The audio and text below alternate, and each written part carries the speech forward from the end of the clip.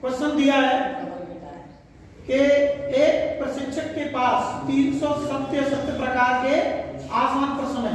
सत्य प्रकार के 300 आसान प्रश्न है और 200 सत्य प्रकार के कठिन प्रश्न है। 200 सत्य प्रकार के कठिन प्रश्न है। इसका मतलब है कि 500 जो प्रश्न हो गए वो सत्य प्रकार के हो गए। आगे ले रहा है कि 500 बहुविकल्पी प्रकार के आसान प्रश्न है। बहुविकल्पी प्रकार के आसान प्रश्न 500 है और 400 बहुविकल्पी प्रकार के कठिन प्रश्न है। तो टोटल बहुविकल्पी हो गए 900 प्रश्न और टोटल आसान प्रश्न हो गए 800 और टोटल कठिन प्रश्न हो गए 600। ऐसे जोड़ लो तो 1400 बने, ऐसे जोड़ लो तो 1400 बने। इसका मतलब यहाँ कुल प्रश्न बराबर 1400। ठीक है ना। अब यहाँ क्या दे रहा है इसको देखिए, यहाँ क्या पूछा है, क्या दे रहा है।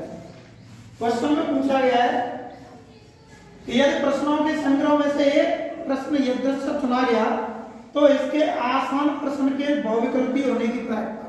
इसमें करेक्शन ये पूछा गया है एक आसान प्रश्न की प्रायिकता ज्ञात करनी है और जब वो कैसा है बहुविकल्पी है। तो यहाँ जो ई है वो क्या है आसान प्रश्न। आसान प्रश्न का होना और एफ है वो बहुविकल्पीय प्रश्न है।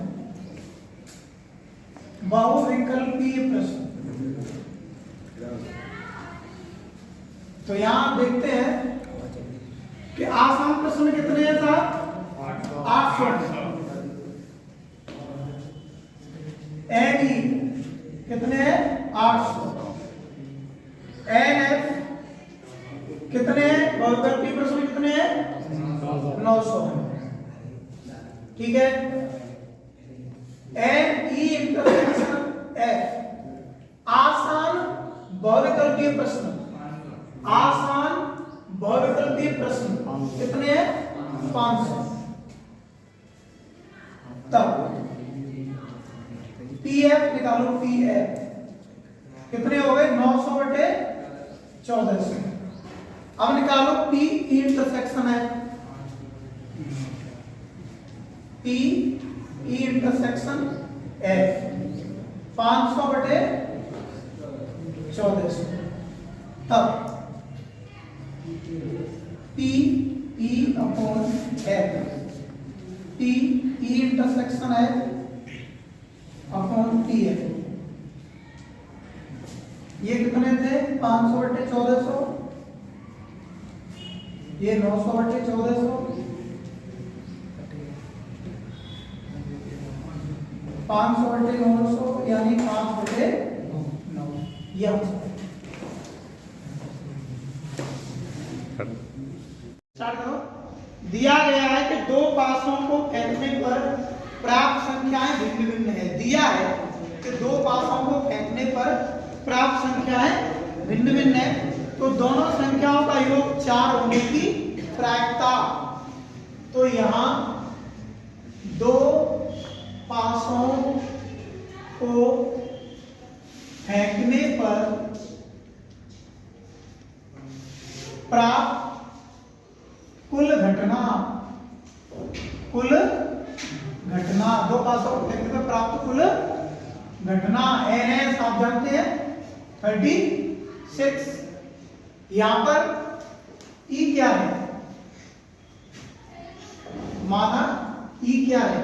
ई प्रायिकता किसकी ज्ञात करनी है दोनों संख्याओं का योग 4 होने की प्रायिकता। दोनों संख्याओं का योग 4 होना। एफ क्या है एफ है दो पासों को फेंकने पर प्राप्त संख्याएं भिन्न भिन्न है। दोनों पासों पर संख्याएं कैसी हैं भिन्न भिन्न है। दिया है कि भिन्न भिन्न है, प्रायः का योग 4 होगा, बस अब कुछ नहीं है। ई सेट निकालो, दोनों संख्याओं का योग 4 होगा। तो 1 वाली लाइन में चलिए 1 3 आएगा, 1 वाली लाइन में क्या आएगा 1 3, 2 वाली में क्या आएगा 2 2, 3 वाली में क्या आएगा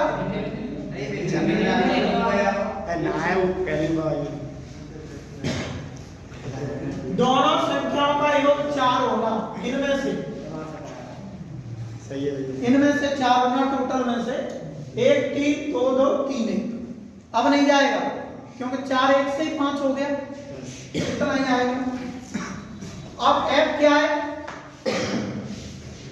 f है दोनों पासों पर संख्याएं भिन्न भिन्न है, तो इसमें क्या होगा, जो 1 1 2 2 3 3 4 4 5 5 6 6 ये हट जाएंगी, 30 हो जाएंगी ना। तो मैं क्या लिख सकता हूं, सुनो, f बराबर x by such that, x सुन लो कैसे बता रहा हूं, x by such that x is not equal y, ठीक है।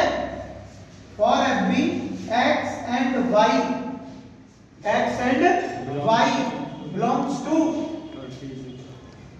1 2 3 4 5 यहां से वो प्रोबेबिलिटी बनेगी, मैंने उसको लिख दिया, मैंने 30 घटना लिख दी है। इन x y में से ऐसी घटना लेनी है जिनमें x और y बराबर ना हो, बात समझ में आ गए। तो वो जो घटना बनेगी n वो कितनी होंगी 30 होंगी। कुछ समझ में आया कि नहीं। मैंने यहाँ 1 1 2 लिया, 1 1 नहीं लिया, बराबर वाली नहीं ली, 1 2 लिया, 1 3 लिया, 1 4 लिया, 1 5 लिया, 1 6 लिया, 2 1 लिया, 2 2 नहीं लिया, बराबर वाली नहीं ली, ऐसे 3 3 वाली नहीं ली, 4 4 वाली नहीं ली, तो वो 30 बची। अब मैं निकालता हूँ यहाँ से पी है, प्रोबेबिलिटी पी है 30 बटे 36।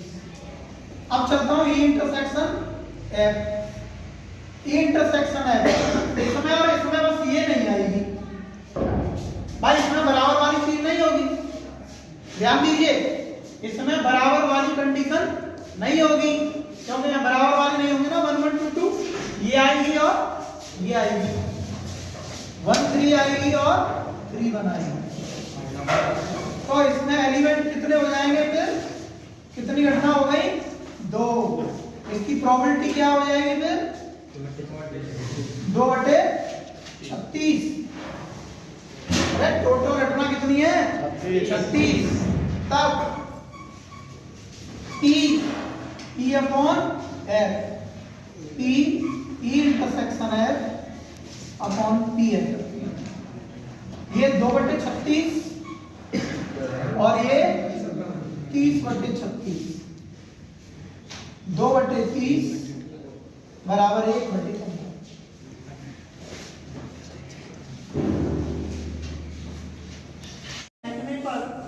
परीक्षण पर विचार कीजिए, यदि पासे पर प्रकट संख्या 3 का गुणज है, S क्या कह रहा है, यहाँ जो S कह रहा है, सेंटर स्पेस कह रहा है कि यदि पासे पर प्राप्त संख्या 3 का गुणज है, यहाँ से 2 बात बनेगी है ना, पासे पर प्राप्त संख्या 3 का गुणज यानी 3 6, अगर 3 का गुणज है तो पासे को पुनः फेंका गया, यानी फिर जो है पासे को पुनः फेंका गया, ठीक है ना। तो फिर ये घटना घटित होगी। yes. अगर 3 और 6 आता है तो पासे को पुनः फेंका गया। फिर और क्या कह रहा है वो, यदि कोई अन्य संख्या प्रकट होती है तो एक सिक्के को उछाला गया। अन्य संख्या का मतलब क्या है, यदि 1 2 4 5 अगर ये प्रकट होती है तो एक सिक्के को उछाला,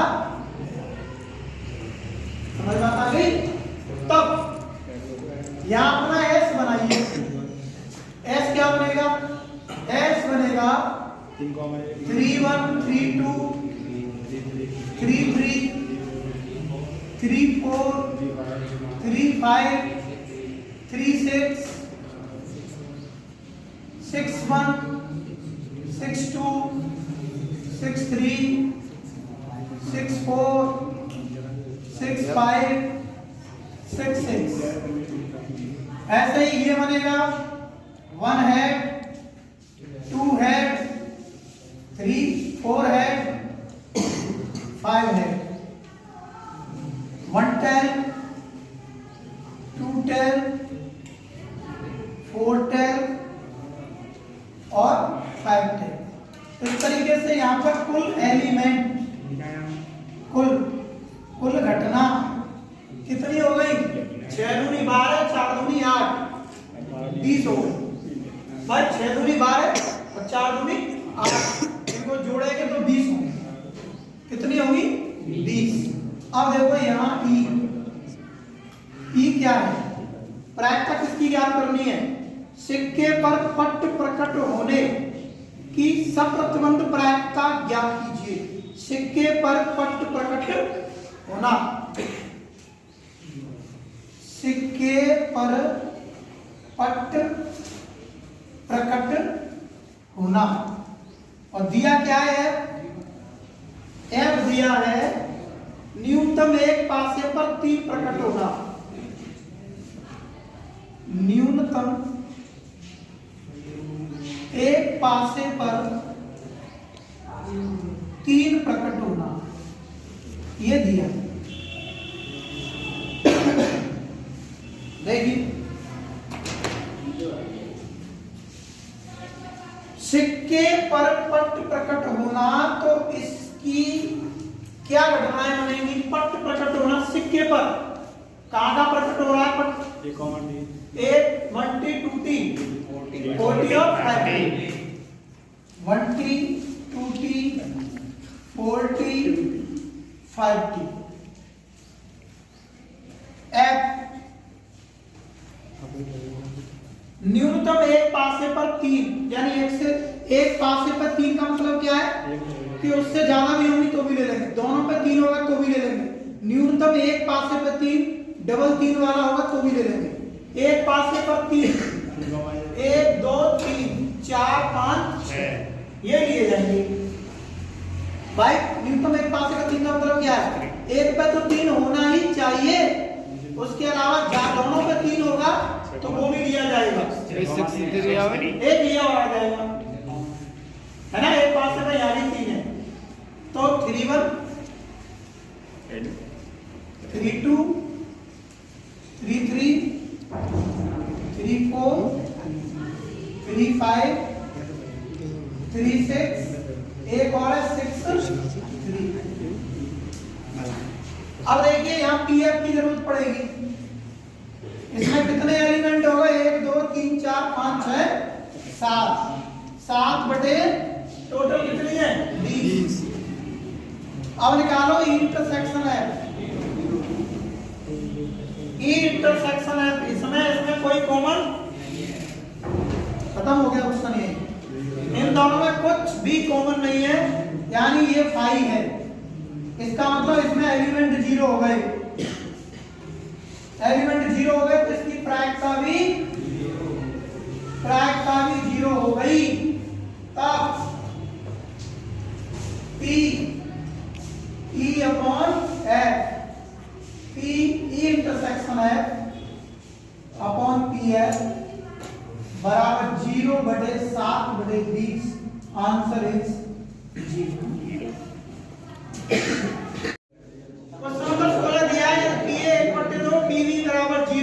तो P A अपॉन B पूछा है। तब देखो P A अपॉन B क्या होता है? P A intersection B upon P B। अब हम यहाँ एक बात जानते हैं कि A इंटरसेक्शन B बटे P B का क्या मान है? 0 यानी इनफाइनाइट। इनफाइनाइट का मतलब अपरिभाषित। कोई परिभाषित नहीं है, नॉट एग्जिस्ट। इसको परिभाषित नहीं किया जा सकता। प्रायिकता कुछ यहाँ कुछ भी रख दो, कोई फर्क पड़ेगा? वो तो इनफाइनाइट यानी कहीं प्रोबेबिलिटी आ सकती है। अब यहाँ आ जाओ, P A अपॉन B बराबर P B अपॉन A, तो क्या रिलेशन बनेगा? पी ए अपॉन बी को क्या कहेंगे? पी ए इंटरसेक्शन बी बटे पी बी, और पी बी अपॉन ए को क्या कहेंगे? P B intersection A upon P A. परंतु एक बात तुम जानते हैं कि पी ए इंटरसेक्शन बी बराबर होता है पी बी इंटरसेक्शन ए। भाई ये तो आपस में बराबर होता है, इनकी प्रोबेबिलिटी और बी में कॉमन या बी और ए में कॉमन मैंने बता ही दिया। तो क्या बचा सिर्फ यहाँ, तब पी बी बराबर पी ए होगा। इसका ये